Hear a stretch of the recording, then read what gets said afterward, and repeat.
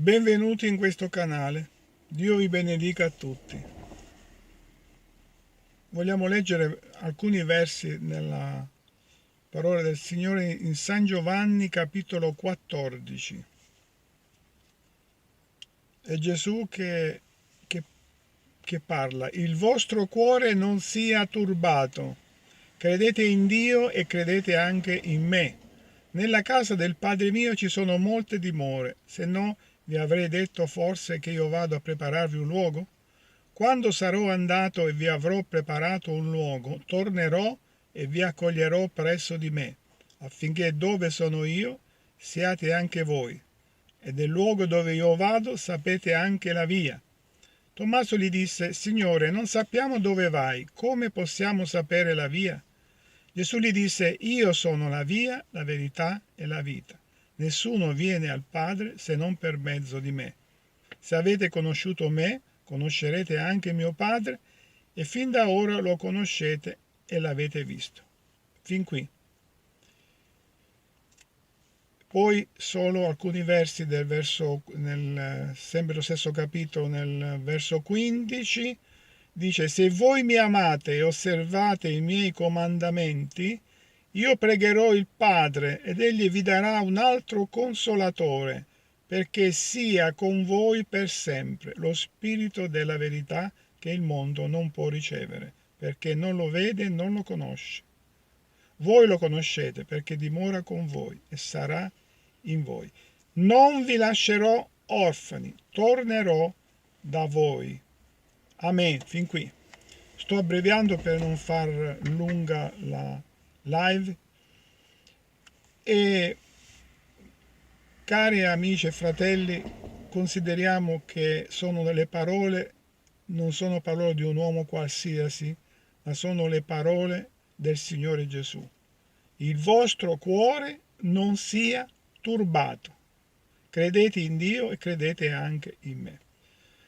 E perché il Signore dice queste parole in questo contesto, in questo momento ai Suoi discepoli? I Suoi discepoli avevano conosciuto il Signore, erano stati con Lui, avevano visto il suo operare, avevano sentito e ascoltato varie volte il suo insegnamento, la sua dottrina, quello che Lui aveva predicato. E facciamo un piccolo riassunto per coloro che non conoscono la parola. Il Signore Gesù è venuto per salvarci, per redimerci dal peccato. Noi sappiamo che con il peccato di Adamo l'uomo è stato praticamente, ha perso la comunione con Dio, e il Signore ha mandato il suo figliolo Gesù Cristo sulla croce, morire per noi, è risuscitato il terzo giorno per darci la salvezza. Infatti coloro che credono, chi crede in Gesù Cristo, dice la parola, ha vita eterna. Quindi l'uomo senza il Signore è perso, non ha possibilità di salvezza. Dice: chi non ha creduto è già condannato, disse il Signore, ma chi crede ha vita eterna. Ecco, un riassunto breve per coloro che non conoscono questa parte dell'Evangelo.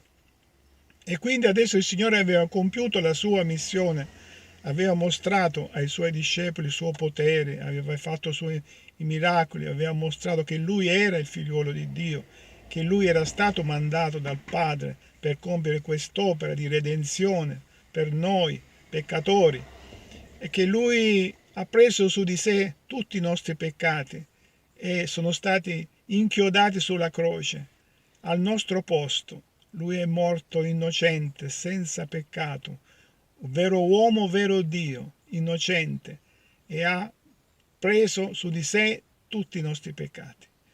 Quello che noi dovevamo noi pagare, ha pagato Lui per noi. E quindi siamo stati riscattati col suo sangue prezioso, e siamo diventati, per coloro che lo hanno accettato, figliuoli di Dio, riconciliati col Padre, perché non c'era una riconciliazione col Padre. I peccati hanno allontanato l'uomo da Dio, e quindi Gesù ci ha riconciliati al Padre.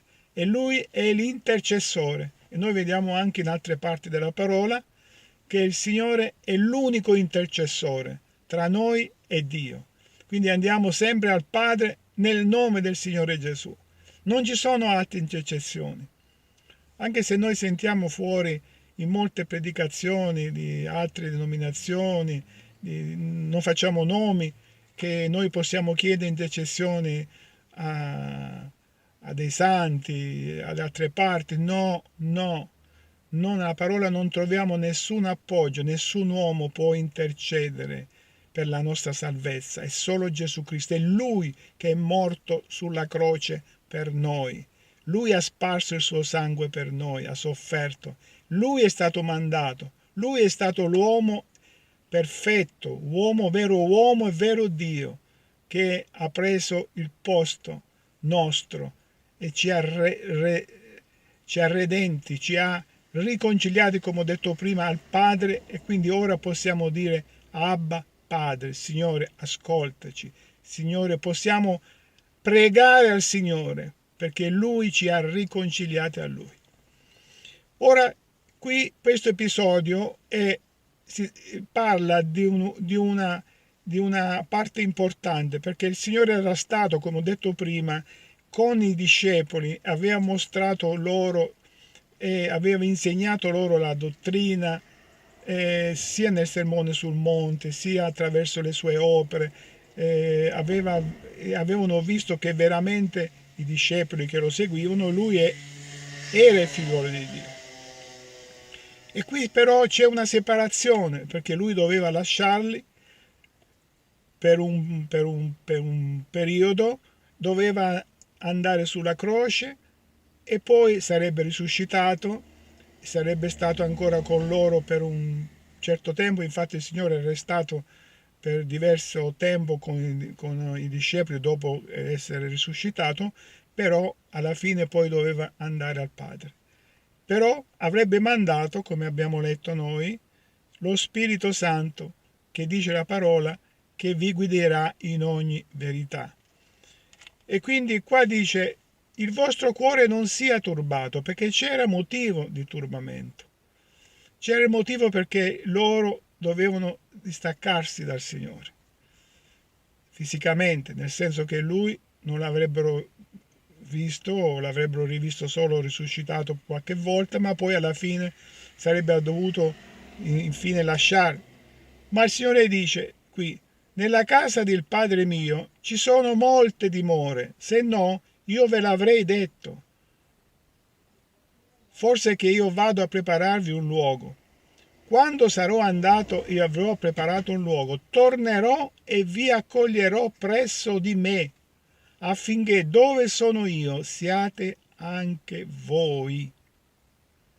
Ecco, il Signore dice una cosa che già aveva detto varie volte, ma lo dice ancora per mettere in evidenza a loro che il Signore sarebbe ritornato un giorno e ci avrebbe accolto presso di Lui, perché dove sono io sarete anche voi, e anche noi vogliamo stare insieme a Lui. Anche noi non vogliamo staccarci dal Signore, ma vogliamo vivere con Lui per sempre.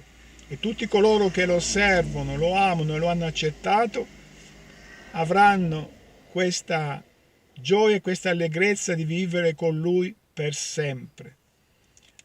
E quindi abbiamo questa esortazione. Poi dice qui, che abbiamo letto nel verso 15, se voi mi amate, osservate i miei comandamenti. Ecco, il Signore già qui dice: se voi mi amate, se veramente mi amate, cosa fate? Osservate i miei comandamenti. E noi vogliamo osservare i suoi comandamenti. Dice: io pregherò il Padre ed egli vi darà un consolatore perché sia con voi lo Spirito della verità, che sarebbe lo Spirito Santo. Non vi lascerò orfani, tornerò da voi, dice di nuovo nel verso 18. Ancora un po' il mondo non mi vedrà, ma poi voi mi vedrete. Ecco, lui si doveva assentare per compiere il sacrificio, e quindi per un poco di tempo non lo vediamo, non avrebbero visto, ma poi lui tornerà. ed è tornato ed è apparso a tutti i suoi discepoli varie volte, ha dato altri insegnamenti e quindi poi è salito al cielo, alla destra del Padre. E ora noi lo seguiamo, noi aspettiamo nuovi cieli e nuova terra dove giustizia abita. Questa è la nostra fede, la fede di coloro che lo hanno conosciuto, che hanno creduto alla sua parola e che non saranno delusi, non saranno svergognati.